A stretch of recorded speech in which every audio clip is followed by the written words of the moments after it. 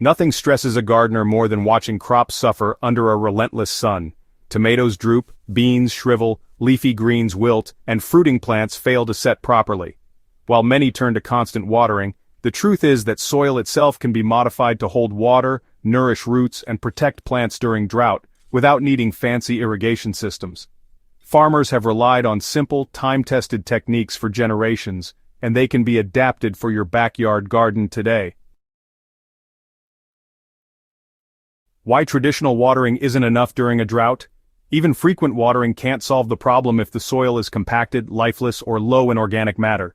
Sandy soils drain too quickly, clay soils crust and repel water, and raised beds dry faster than in-ground plots. During drought, water evaporates rapidly from bare soil, leaving crops vulnerable.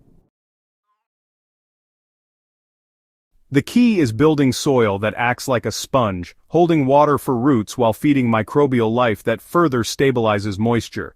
This isn't about watering more, it's about preparing your soil to retain every drop efficiently. The first step is creating a moisture-retaining soil structure. For raised beds or in-ground garden plots, start with a base layer of compost, ideally 3 to 4 inches deep. Mix it with coarse materials such as straw, dried leaves, or shredded paper. This mixture stores water and improves soil porosity, giving roots space to grow. Next, alternate layers of nitrogen-rich greens like grass clippings, green manure, or kitchen scraps, and carbon-heavy browns like straw, corn stalks, or dried leaves. A practical ratio is roughly 2 parts browns to 1 part greens. This layering slows evaporation, retains moisture, and feeds soil microbes that help regulate water. Top everything with a 2 to 3 inch mulch layer, straw, chopped leaves, or even cardboard. This shields soil from sun and wind, reducing surface evaporation and protecting shallow roots. Crops like tomatoes, peppers, beans, and leafy greens benefit immediately from these moisture-preserving layers. Farmers have long used simple additions to improve soil moisture retention. One of the most effective is clay-rich topsoil or bentonite clay, added sparingly about 5 to 10% of the total soil volume to sandy plots. Clay particles hold water like a reservoir and release it slowly to plant roots. Another trick is adding biochar or crushed charcoal into compost layers. Biochar absorbs water, nutrients, and microbes, and slowly releases moisture to crops over time. Use roughly 1 to 2 cups per square foot of bed, mixing it into the compost base. Finally, consider fermented plant tea or diluted compost extract. Sprayed lightly over the soil, these teas feed microbes and enhance water retention, especially for leafy crops like lettuce, kale, and spinach. Even drought-tolerant soil requires occasional watering. The goal is to maximize efficiency. Deep, infrequent watering encourages roots to grow downward into moisture-rich layers, rather than staying near the surface. For raised beds, water once every 3 to 5 days depending on soil moisture, applying about 1 to 2 inches of water per bed. In containers, water smaller volumes more frequently but make sure soil drains well to prevent root rot.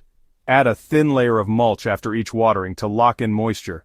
Drip irrigation or soaker hoses work well, but aren't required if your soil is properly layered and mulched. Some crops handle drought better than others. Tomatoes, peppers, and eggplants, for instance, really respond well to deep compost layers and mulching. Now, beans and peas, well, they benefit from a thicker mulch and a weekly compost tea.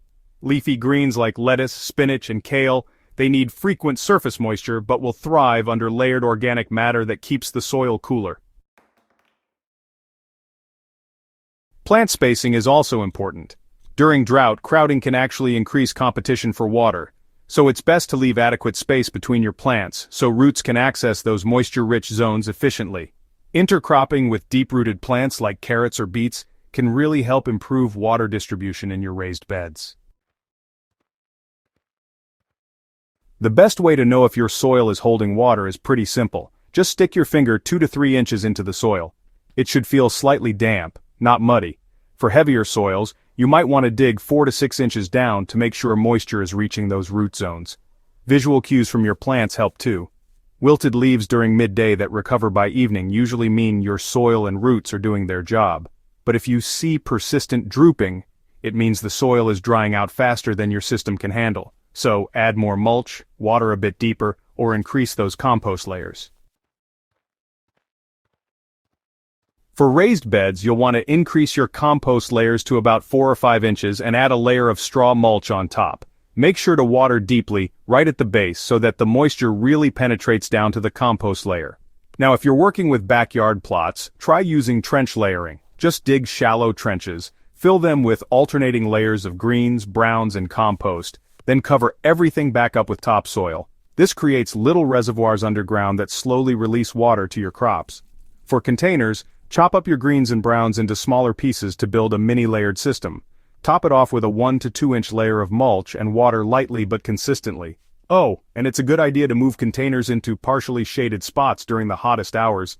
This helps reduce evaporation. Within 2 to 3 weeks, you should start noticing some changes. The soil will stay cooler, more crumbly, and just a bit damp, while your crops hold their turgor even during dry spells. Roots will grow deeper into those compost layers, pulling up stored water more efficiently. If you need to, adjust your ratios. Too many greens can make things a bit too wet and even cause odors, while too many browns might slow down microbial activity. It's a good idea to experiment on a small patch first, and then expand once you see it working. Farmers have counted on this method for centuries, simply because it works. The main idea is to build living soil that holds onto water naturally instead of just depending on irrigation. By layering compost, greens, browns, and mulch, you're mimicking natural soil processes, protecting your crops, and boosting their resilience to drought. Even the smallest gardens can benefit. Seriously, you don't need acres. Every layer, each mulch addition, and every bit of compost tea helps improve your soil health and keeps your crops going strong. Drought doesn't have to spell disaster for your garden. By using this tried-and-true farmer's trick, layering organic matter, adding amendments that hold on to moisture, and mulching smartly, you can keep your soil damp, nourish your roots, and help your crops thrive, even when the rain just doesn't show up. Give this a try in your raised beds, backyard plots, or containers. Watch closely, make adjustments, and you'll see your garden become more resilient with each season. Here at Hydrohaven, we're all about bringing practical, time-honored gardening wisdom into the modern world. So subscribe for more tips, experiments, and strategies to help your garden flourish in any conditions. And don't forget to share this guide with other gardeners facing drought challenges.